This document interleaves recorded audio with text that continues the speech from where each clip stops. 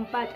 Lakini wewe ambaye umechukua nafasi ya kusema kwamba mimi nitasimama na Mungu, katika kila hatua yangu nitapiga na Mungu, wewe ndiye ambaye shetani anakutafuta usiku na mchana ili aweze kukuharibu. Kwa hiyo nipo kukwambia kwamba hutakiwi kuridhika hapo ulipo. Hapo ulipo sio sehemu ambayo Mungu aliyokupangia. Neno la Mungu linasema kwamba na tumfanye mtu kwa sura yetu na kwa mfano wetu. Bwana Yesu asifiwe sana. Na kwa sura na mfano wa Mungu alituumba. Kwa jinsi Mungu alivyo ndivyo na sisi jinsi tulivyo. Kama Mungu wetu amefanikiwa, kama Mungu wetu anafanikiwa, ina maana kwamba na sisi tunatakiwa tufanikiwe. Kama Mungu wetu ana uwezo wa kufanya kila kitu, na sisi tunatakiwa tuweze kufanya. Bwana Yesu asifiwe sana. Kwa sababu sisi tupo kwa sura na mfano wa Mungu.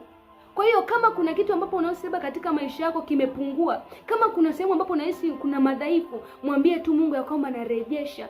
Wengine mwanzoni ulikuwa una kibali kikubwa, ulikuwa ukifanya kitu kila mmoja na anaona na anatamani kile unachokifanya, anatamani